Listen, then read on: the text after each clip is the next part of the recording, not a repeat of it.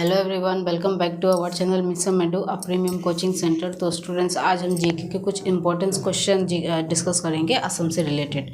तो असम से रिलेटेड कुछ जीके क्वेश्चंस हमने पहले भी डिस्कस कर चुका है, तो इसका भी पहले भी वीडियो आ चुका है। जिन्होंने नहीं देखा है वो जाकर देख सकते हैं।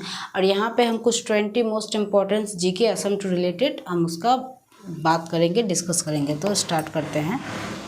तो यहाँ पे जितने भी जीके क्वेश्चंस आ रहे हैं वो असम से रिलेटेड ही हैं, तो आप लोग इसको अच्छे से देखिए, ये कॉम्पिटिटिव एग्ज़ाम में बहुत हेल्प करेगा। ठीक है, तो इसका पहला क्वेश्चन जो है, पहला क्वेश्चन हम देखते हैं। आप लोग इसका स्क्रीनशॉट भी ले सकते हैं, और कुछ प्रॉब्लम होने से या कुछ कन्फ्यूजन होने से आप लोग हमको कमेंट करके पूछ सकते हैं। तो पहला जो क्वेश्चन है वो है the college of fishery science of Assam is located in राहा। तो ये जो कॉलेज है, the college of fishery science, ये कहाँ पे है? ये कॉलेज असम में है, लेकिन असम में कहाँ पे है? तो ये राहा में स्थित है, the college of fishery science. ठीक है, ये कॉलेज है और ये कॉलेज असम के राहा जिले में स्थित है, राहा डिस्ट्रिक्ट में है। ठीक है, अब ये देखते हैं कि total geographical area of Assam under forest.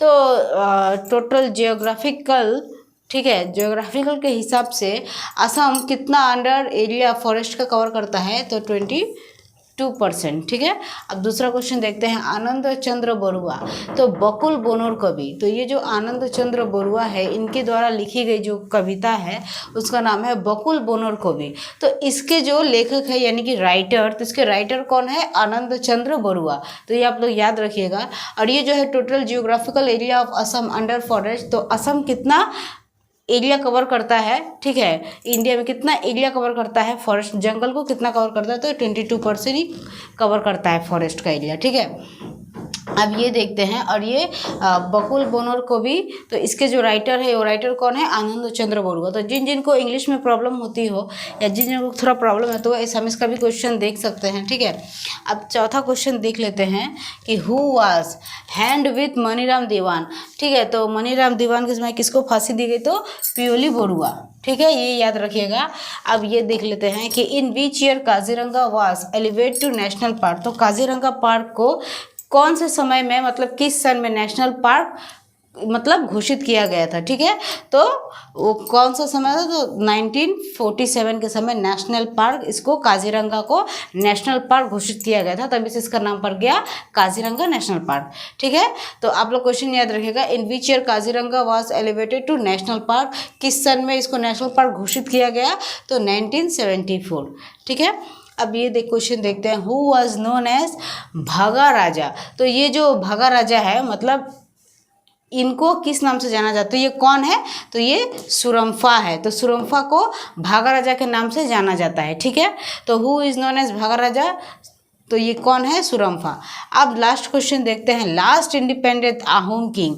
तो आहोम के समय में जो लास्ट किंग थे, ठीक है, लास्ट इंडिपेंडेंट आहोम किंग, ठीक है, आज़ादी के समय में लास्ट किंग कौन थे? तो वो थे पुरंदर सिंह। आहोम के इंडिपेंडेंट के समय में आहोम के लास्ट किंग कौन थे? आप लोग ये याद रखिएगा कि आज़ादी के समय में, इंडिपेंडेंट के समय में आहोम राज्य के, ठीक है, आहोम के लास्ट किंग जो थे वो थे पुरंदर सिंह।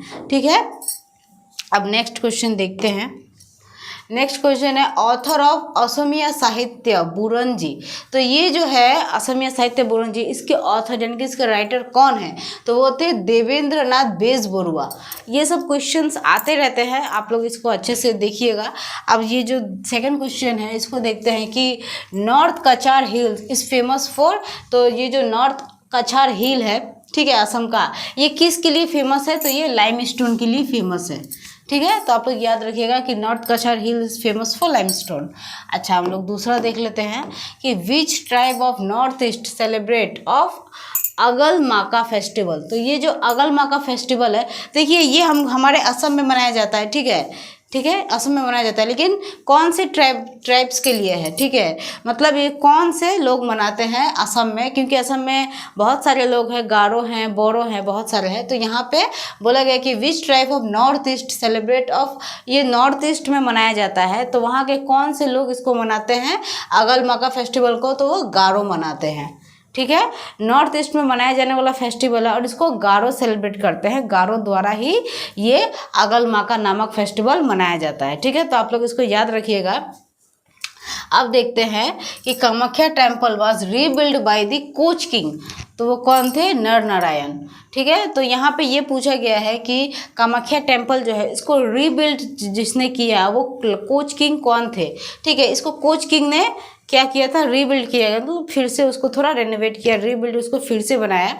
तो वो किसने बनाया? तो वो नर नारायण ने बनाया था, जिनको कोच किंग कहा जाता है, याद रखिएगा। अब हम लोग दूसरा क्वेश्चन देखते हैं कि असम साहित्य सभा वाज फर्स्ट फाउंडेड इन। तो ये जो असम साहित्य सभा है इसका देखिए, इसका हम लोगों ने पहला असम साहित्य सभा का पहला लीडर, ठीक है, पहला फाउंड, ये सारा हम लोग क्वेश्चन डिस्कस कर चुके हैं। आप लोग जाकर मेरा वो असम से रिलेटेड जीके देखिए ADRE का। और ये जो क्वेश्चन है कि असम साहित्य सभा was the first founded in, तो ये कब पिन हुआ था, ये कब स्थापित किया गया था? तो 1917 में। ठीक है, अब ये देखते हैं terracotta industry in Assam is located in Dhubri. तो ये जो टेराकोटा इंडस्ट्री है ये कहाँ पे लोकेटेड है? ये असम में है। असम में कहाँ पे लोकेटेड है? ये तो ये धुबरी डिस्ट्रिक्ट में लोकेटेड है। ठीक है, अब ये क्वेश्चन देखते हैं असम पुलिस डे। अच्छा, असम पुलिस डे कब मनाया जाता है? असम पुलिस डे 1 अक्टूबर को मनाया जाता है। 2 अक्टूबर तो ऑब्वियसली आपको पता ही है, महात्मा गांधी जी का दिन है। ठीक है, और ये जो है शहीद दिवस, ठीक है, तो ये जो शहीद दिवस है ये कब मनाया जाता है? तो ये 10 दिसंबर को मनाया जाता है। ये थोड़ा मिस्टेक हो गया, ये W नहीं होगा, शहीद दिवस होगा। तो शहीद दिवस कब मनाया जाता है? तो 10 दिसंबर। और पुलिस डे कब मनाया जाता है? Assam police day. ठीक है, यहाँ पे इंडिया पुलिस की बात नहीं हो रही है। असम पुलिस डे कब मनाया जाता है? तो 1 अक्टूबर। और शहीद दिवस 10 दिसंबर। ठीक है, अब नेक्स्ट क्वेश्चन देखते हैं। यहाँ तक तो आप लोगों को समझ में आ गया होगा, तो इसको आप लोग स्क्रीनशॉट भी ले सकते हैं। अब ये जो क्वेश्चन है इसको हम लोग देख लेते हैं।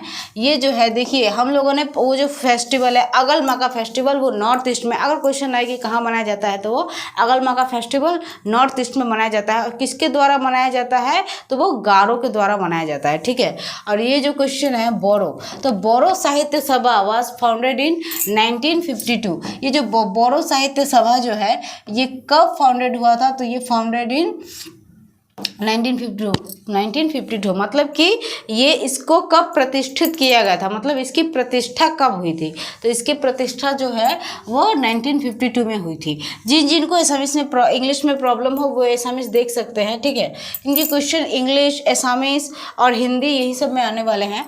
ठीक है, तो the first phase of Moamoria rebellion was start in 1969।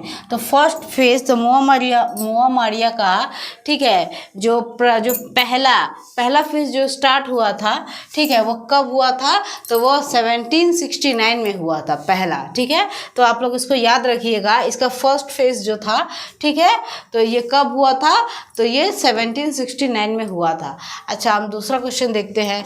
Who join the famous डंडी मार्च ऑफ असम। अच्छा, डंडी मार्च जो है वो कहाँ से चालू हुआ था? तो वो आप लोगों को पता ही है, डंडी मार्च वो गांधी जी के द्वारा चालू हुआ था।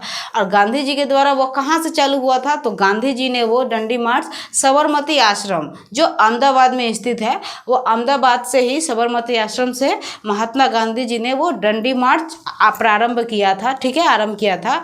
और इसमें जो इसमें हर एक जिले के, हमारे भारत के हर एक राज्य के लोग शामिल हुए थे डंडी मार्च में, जब गांधी जी ने ये साबरमती आश्रम से स्टार्ट किया था। तो सारे असम के, मतलब जितने भी हैं हमारे इंडिया के सारे राज्य के लोग ज्वाइन होते चले गए। ठीक है, लेकिन हमारे असम से भी जो लोग ज्वाइन हुए थे, तो हमारे असम से डंडी मार्च में कौन शामिल हुआ था? ये अगर क्वेश्चन आ जाए तो आप लोग इसका आंसर लिख सकते हैं कि हु ज्वाइन द फेमस डंडी मार्च फ्रॉम असम। तो असम से डंडी मार्च किसने ज्वाइन किया था? तो वो थे लीलाधर बरुआ। तो ये नाम आप लोग याद रखिएगा कि असम से जो डंडी मार्च में शामिल हुए थे तो वो कौन थे असम से? तो वो लीलाधर बरुआ थे। ठीक है, लीलाधर बरुआ। तो आप लोग क्वेश्चन देख सकते हैं, हु जॉइन द फेमस डंडी मार्च फ्रॉम असम? तो लीलाधर बरुआ। अब हम लोग दूसरा क्वेश्चन देखते हैं। तो दूसरा क्वेश्चन ये है कि गुवाहाटी यूनिवर्सिटी जो है हमारे असम का, वो कब इस्टेब्लिश्ड हुआ था? तो वो 1948 में इस्टेब्लिश्ड हुआ था। ठीक है, अच्छा, ये देखते हैं last capital of Ahom king is Jorhat.